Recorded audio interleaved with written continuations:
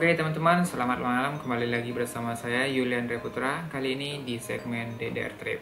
Di segmen DDR Story kali ini kita bakal bahas kasus penipuan teman-teman. Karena kasus penipuan ini semakin marak terjadi, berbagai macam cara buat pelaku penipuan untuk mencari mangsanya, menjalankan aksinya ya teman-teman.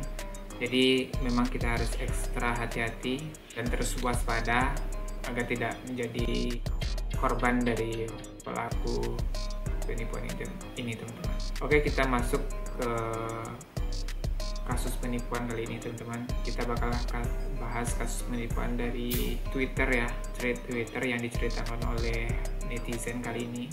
Kita bakal lihat dulu kronologi penipuannya ya. Jadi judulnya itu aku kena scam online habis 21 juta. Sampai sekarang masih acting, belum sadar dan masih komunikasi sama komplotan penipunya. Udah lapor polisi tapi belum ada tindakan apa-apa. Selain itu harus nunggu 14 hari. Please baca, penipunya masih berkeliaran cari korban, jangan ada yang kena lagi. Awalnya dari WA, terus di-invite ke dalam grup Telegram. Akunnya dari akun Red Kreatif atau perusahaan media partner iklan dan pemasaran.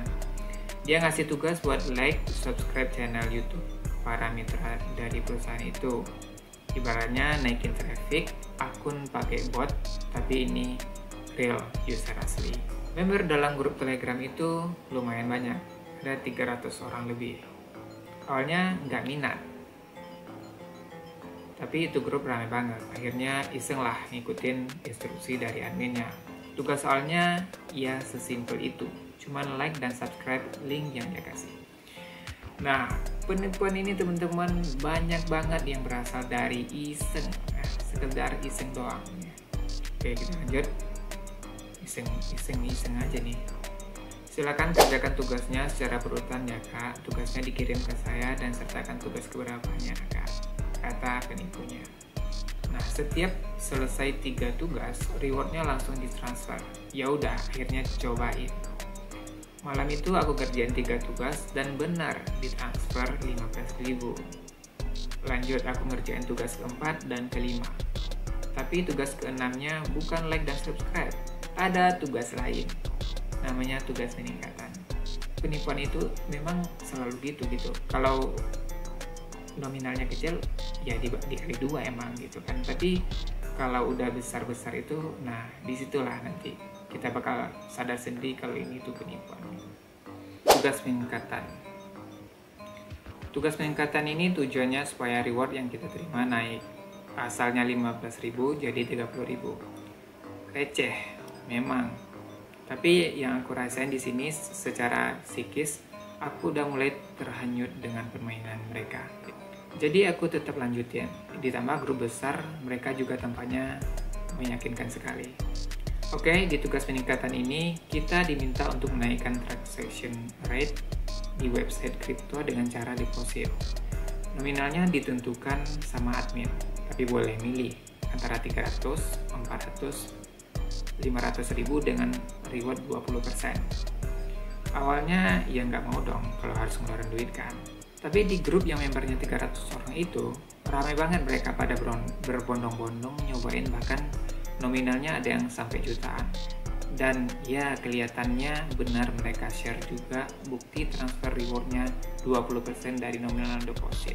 Perasa dari 300 orang ini tuh ada komplotan mereka juga gitu yang ngirim bukti transfer lah, bukti inilah, yang seakan-akan mereka ikut gitu, padahal yang ngirim-ngirim itu mereka juga gitu. Nah, akhirnya kakak ini deposit ya, dibantu oleh admin mereka gitu kan. Nah, diarahkan tuh buat deposit, terus kakaknya udah menjalani arahan itu, terus berhasil dikirim, detik berjalan, done kak katanya kan. Nah, lanjut. Nah, dan benar, deposit dan rewardnya bisa langsung withdraw setelah selesai mengerjakan tugas yang dikasih. Wah, rasanya happy ya, cuma modal like, subscribe, dan klik-klik gitu doang, dapat reward langsung. Udah hari itu tanggal 1 Mei selesai.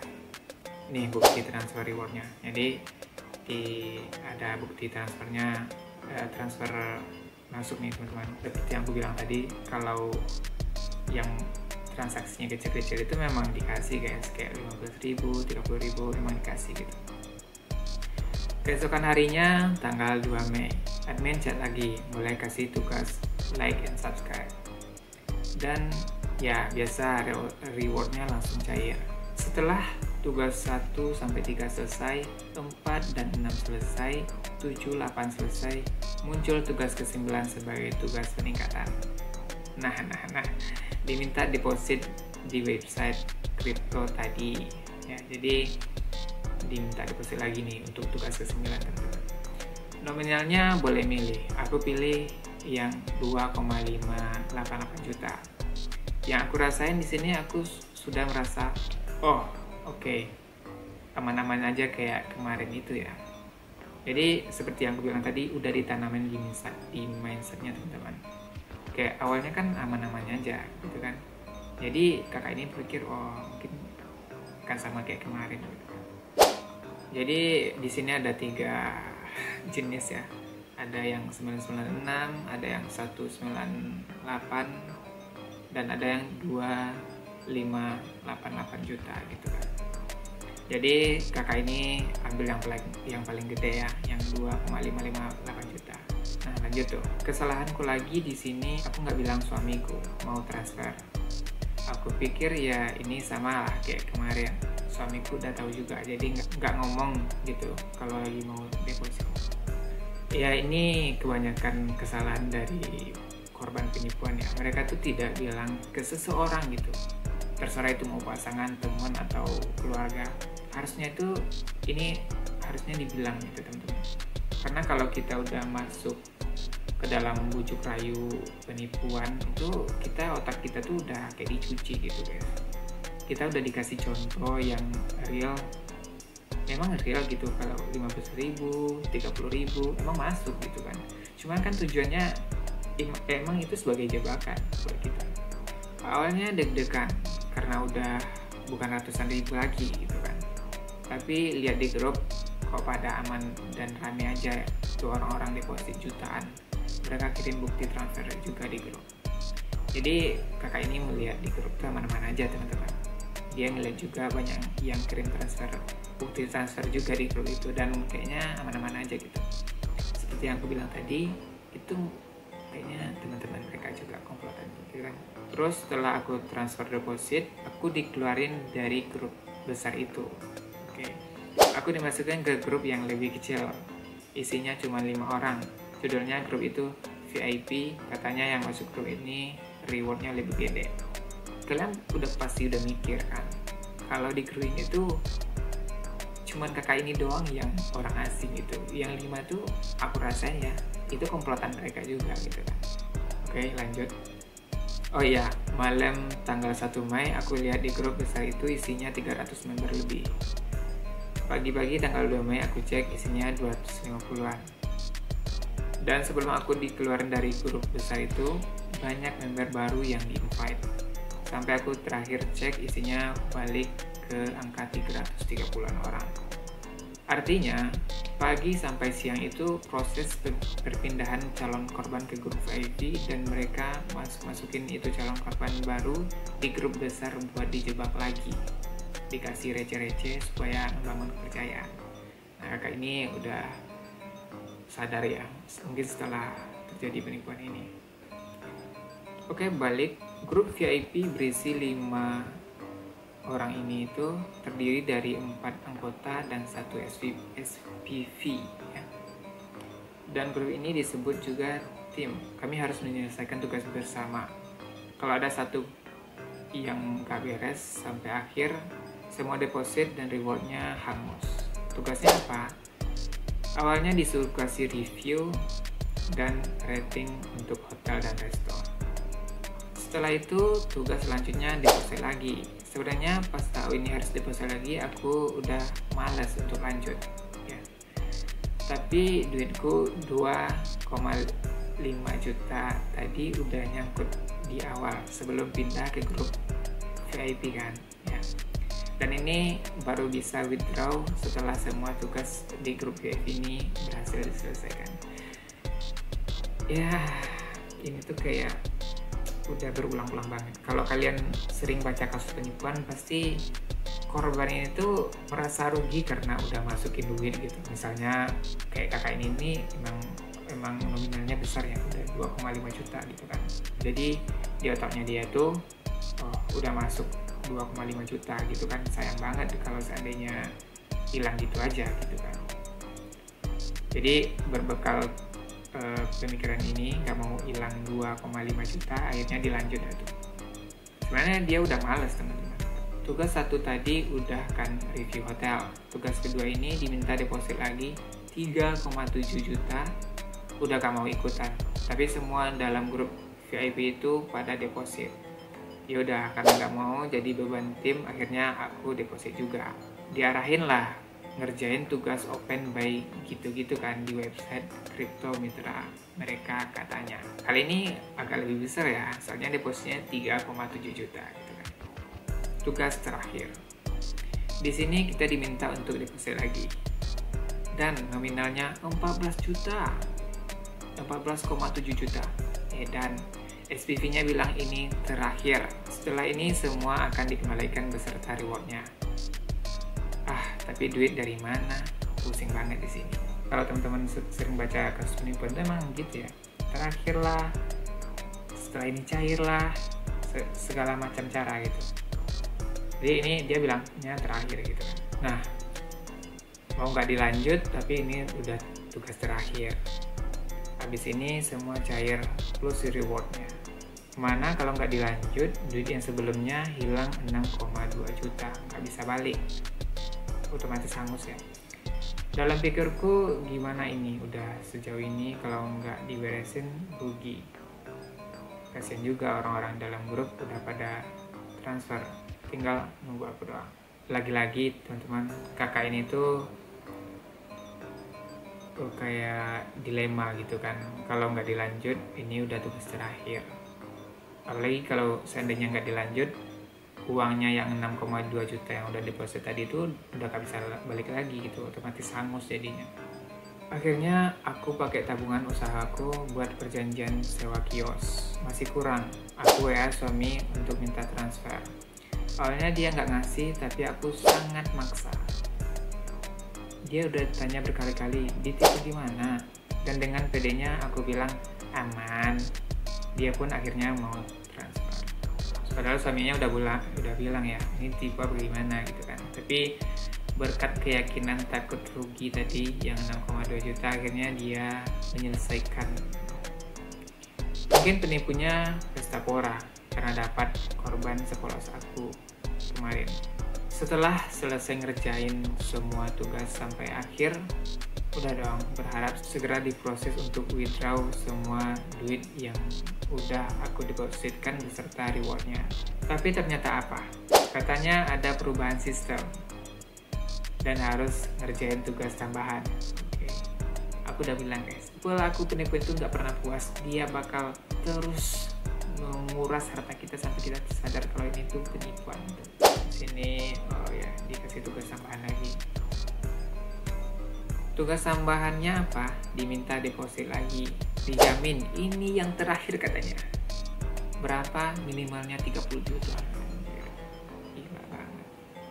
Banyak faktor yang membuat korban ini akhirnya deposit.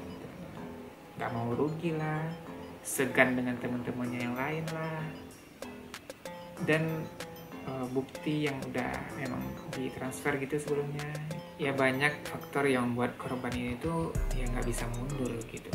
Jadi ya akhirnya emang dikuras gitu sampai habis. Gila. Dalam kondisi capek ya, ini posisinya udah maghrib, dikerjain sama para penipu ini dari pagi, ngurus 2 anak, ART nggak balik, suami belum pulang. Aku mulai menangis dan otakku menyadari kalau aku kena tipu.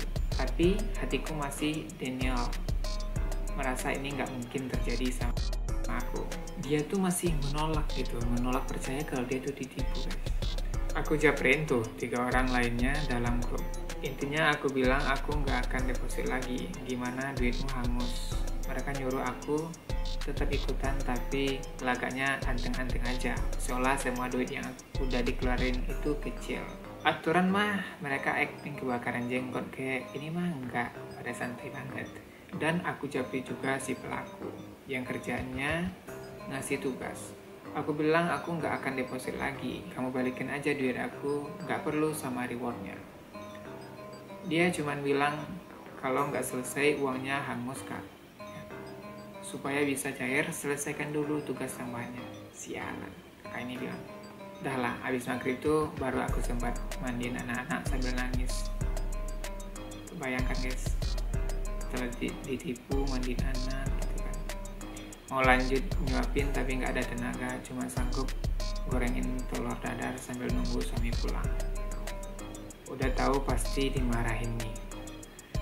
Suamiku pulang, untungnya dia nggak menambah kegalutan aku hari itu. Mungkin dalam hatinya dia murka, tapi yang keluar dari mulutnya, udah tenang, ikhlasin aja, uang masih bisa dicari. Makin kencang lah aku menangis, merasa bersalah. Besoknya, tanggal 3 Mei, aku ke kantor polisi. Di sini aku dan komplotan itu masih komunikasi karena aku mau lapor. Percuma kan kalau mereka udah blok aku, tambah susah lacaknya. Mata sampai bengkak banget. Di kantor polisi, para pelaku ini chat bahkan sempet telepon aku karena aku bilang mau transfer. Posisiku di kantor polisi loh ini, tapi respon polisinya apa coba? Mereka malah balik nanya sama aku. Memangnya gampang melacak penipu? Mbak maunya gimana? Kalau gampang mah ngapain aku kesini pak? Maunya aku gimana? Ya ini maling masih di depan mata. Bapak-bapak nggak ada yang mau bantu aku kerja sama kah? Gitu kan? Dia nanya nih sama polisinya.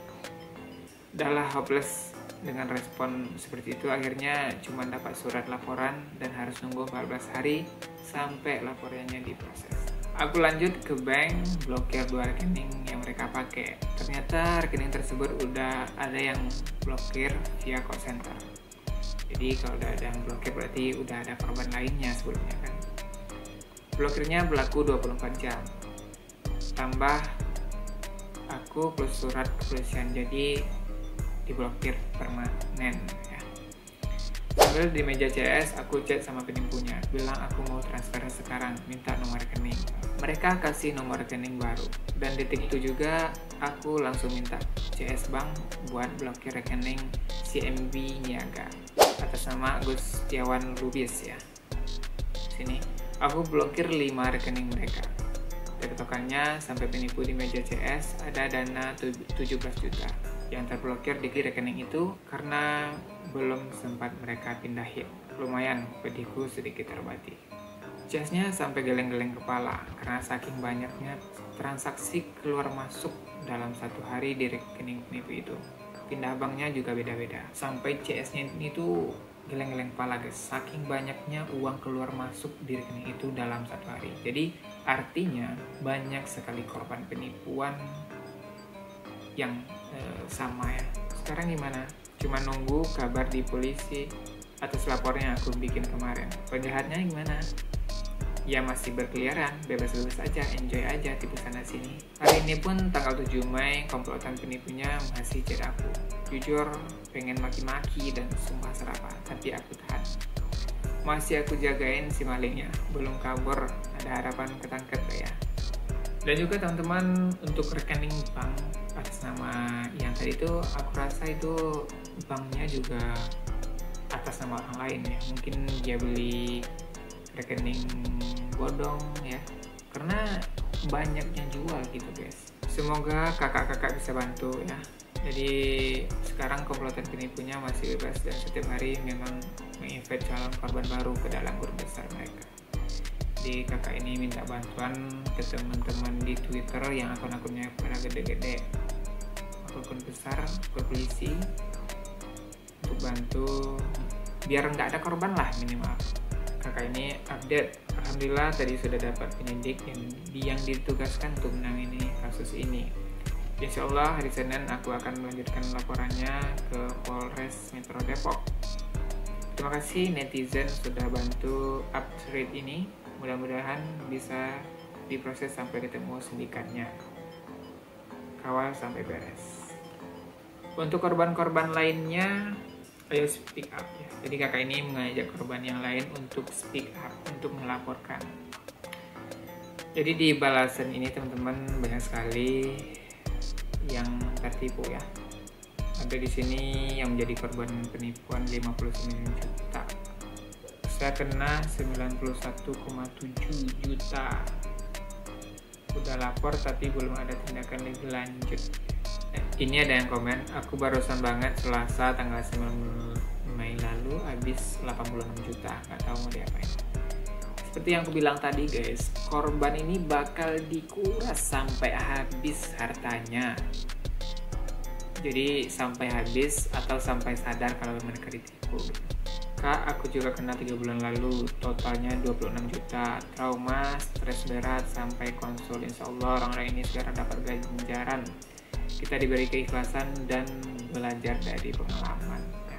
Insya Allah, alhamdulillah masih diberi lingkungan yang baik. Mungkin kalau suamiku turut bodoh-bodohin aku, sampai sekarang aku masih stres dan menyalahkan diri, nggak ada ujungnya ya. Jadi benar-benar teman-teman, kalau korban penipuan itu tuh udah stres banget gitu.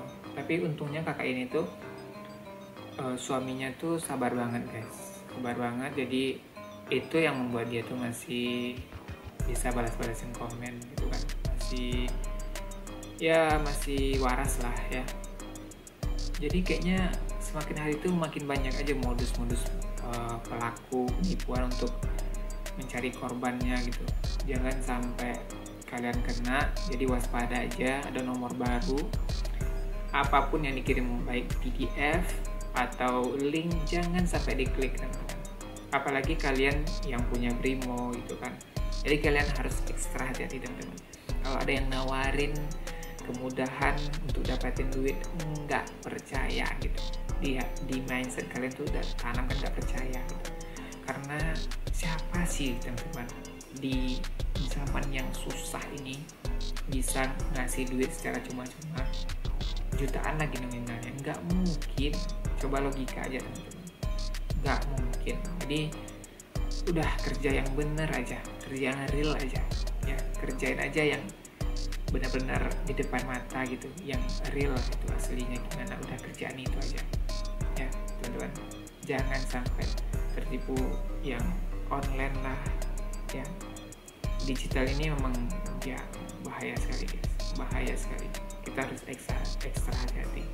Berbagai macam penipuan terjadi setiap hari itu, banyak sekali korban.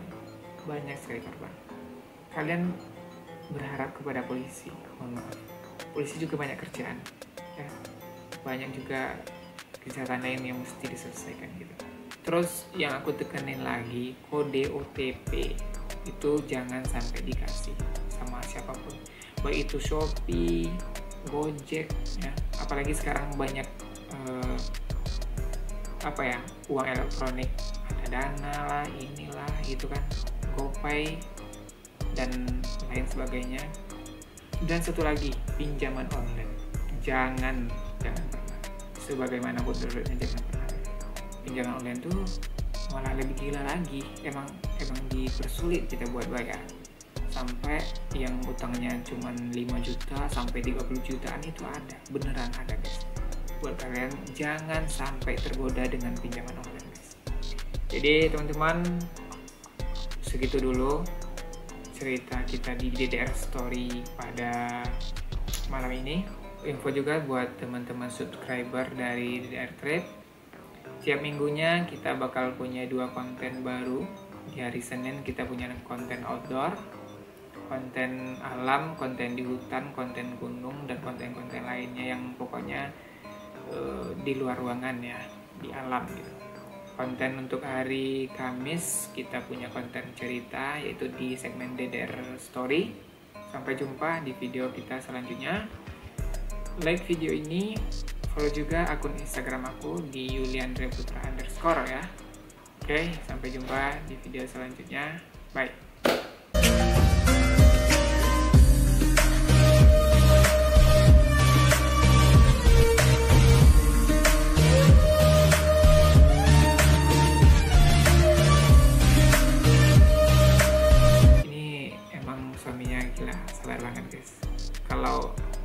aku kayaknya di kondisi seperti itu tuh